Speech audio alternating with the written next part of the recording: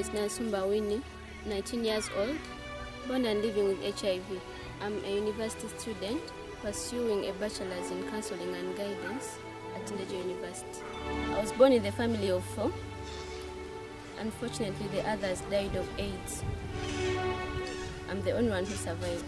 When I lost my father, I was in kindergarten. Life became difficult for me and my mom. She was HIV positive too. She had to work hard for my school fees and take care of me. She was always so sickly that her sickness never reversed. A year later, after the death of my dad, my mom also died. Life became more difficult and impossible for me. I was taken to my paternal grandparents, where I've lived ever since. While at my grandparents' home, my paternal aunt offered to take care of me and look for my school fees. I was enrolled in Mildmay International, where I was started on SEP training. In late 2002, I suffered from pneumonia and measles. It affected my immune system, where I was left with only 5 CD4 cells. I was then started on ARVs. I developed skin rashes. Students started becoming suspicious that I might be HIV positive. They started stigmatizing me. Some of them reached an extent of telling me that I was HIV positive.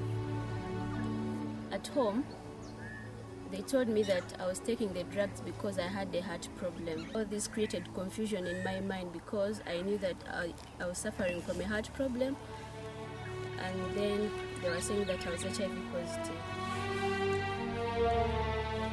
By the time I started the ARVs, they were very expensive, and my auntie couldn't just take it, so she went to UK to look for more money to pay my school fees and buy my drugs. After like 1 year, we got free ARVs from Mildmay International, so she only had to look for my school fees. While in UK, things didn't go well with her. She got sick and suffered from a memory loss. She was in coma for 1 year.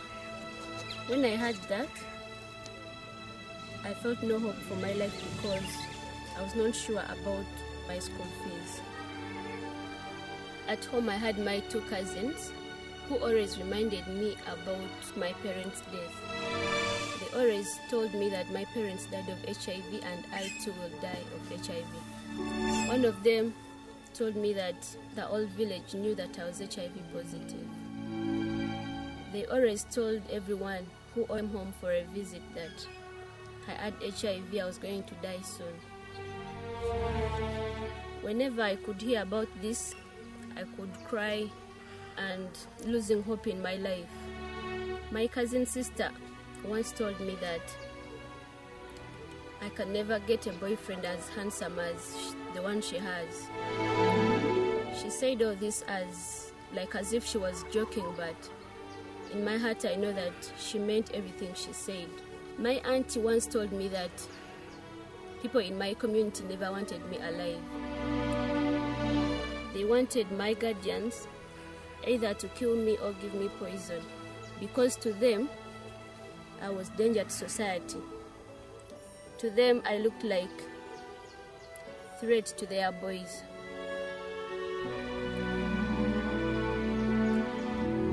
And when she told me all this, I felt like I'm not important in this world. I felt like I shouldn't live anymore. I wanted to die and go find my parents wherever they are. I deliberately stopped taking the ARVs because I had no hope for my life. I remember my relatives used to argue with me about the issue of taking drugs, but I never changed. My ideals was so poor, and they decided to take me to a counselor. When we went to the counselor, she told me that I was HIV positive, and this was not a good experience for me. Things became more difficult because I thought that when one is HIV positive, the next step is death. While at Mildmay, I met other young positives like me.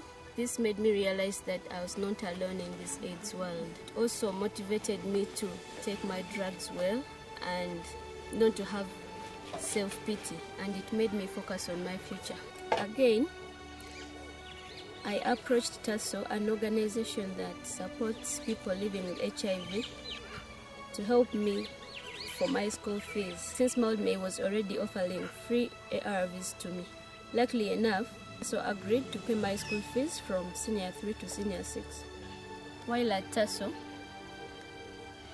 I got involved in many sexuality workshops, and one particular one was when I was chosen to be part of the team, developed a sexual reproductive health and rights curriculum for the young positives. In that specific workshop, I got a chance to meet people from the World Population Foundation who are now paying my university tuition. In one of the TASO workshops, we were grouped, and each group had to get a member to present their work to the rest. It so happened that I was chosen to be that person for my group. When I presented, I realized that people liked my presentation. And from there, I realized that I had a talent in presenting. Phile Bongoyuta is my role model. He was the first Ugandan to disclose his status publicly. When I discovered that I had a talent of presenting, I realized that I too can be like my role model and talk about my status freely with other people. I've so far managed to do this in the different workshops I've had, like the one I had with teachers in Uganda, where I was talking to them about how the young positives should be treated in school. Very beautiful. So the teacher saw her. You, come here. I said, yes, madam. Why have you put that on your face? You want to kill our boys? Oh. She started. And then another one in Kenya, where I was also talking about how we developed the curriculum for sexual reproductive health and rights of young positives. And the one in Netherlands, where I gave a keynote address about my life as a young positive. My auntie had to look for money for the drugs, money for my school fees, money to take care of herself, and money to look after my friend. My future dreams are, I would like to set up an orphanage for young people born with HIV, and then be a role model for the young positives. I would like the community to know that young people born and living with HIV are normal people. They have a right to love and be loved. They need care instead of pity, support instead of sympathy, and should be free from stigma and discrimination. My message to all the young positives out there is,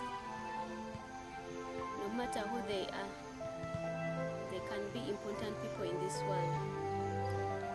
They should also have self-awareness and know that they cannot change, just believe in what they are. They should also fight for their future dreams and show the world that they are important people, and should also live normal lives as anybody else.